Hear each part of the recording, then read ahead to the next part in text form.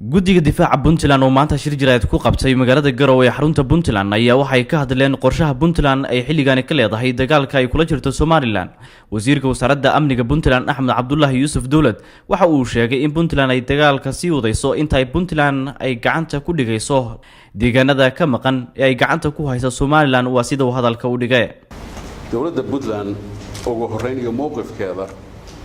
waxaan ugu baaqaynaa ummadda reer Puntland in hawlgalka xoreynta iyo sugidda amniga dalka uu socon doono ilaa iyo laga xaqiijiyo amniga dalka dhammaantii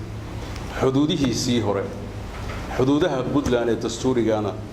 la soo xarigeliyo lana sugo amnigooda inta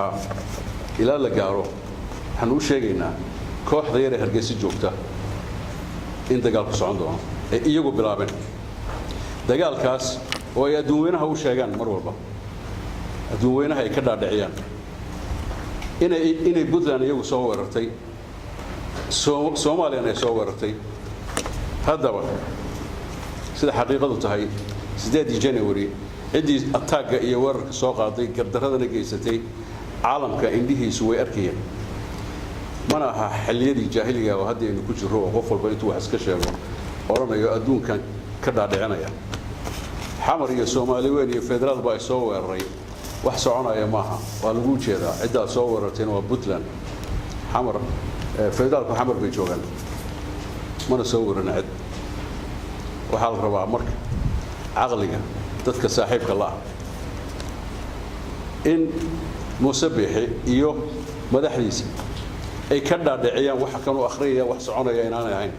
dhinaca kale wasiirka amniga dowladda Puntland waxa uu Somaliland ku eedeeyay inay xaburin ku hayso shacabka gobolka Sool balse ay Puntland talaabada ka qaadi doonto arrinkaasi ilaahay yiraahdo waxaan u sheegaynaa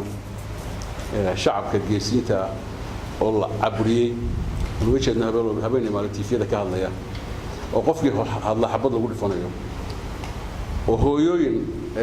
suuqa ka mudaharaadaya oo diidan caburinta hooyooyinka xabadaha la dhacayo oo jeelka lagu gurayo adeerta adduunka sharci baa ka jira waana loo jeedaa adduunka TV-ya jira Facebook-ya jira social media jira ma qarsoona waxaana noqon doontaa war crimes Cabdullaahi Maxamed Jaamac Quraan Jecel afayeenka madaxtooyada Puntland ayaa sheegay in Puntland aysan wax gortan ka gali doonin inta ay maqan tahay taaka kamid ah dhulka Puntland kale waxaan u sheegnay ummadda Soomaaliyeed Puntland iyo beesha caalamkaba in aan dhul Puntland leedahay federal gorgortan ka gali karin muusabixina uusan la shiri karin lana fariisan karin kalena hadli karin dhul Puntland qof Soomaali oo kale isaguna duulaan waxaan ku celinaynaa shacabka reer Sool ee la dhibaataynayo waa la xoreynaya waxaan kale u sheegaynaa Muuse wuxuu soo wareystay Koofil annaguna waxaan soo wareysanay sayidkii laascaan isku imaanayna Cabdi Fataax Cabdullaahi wararka TV-ga caalamiga Universal Garowe.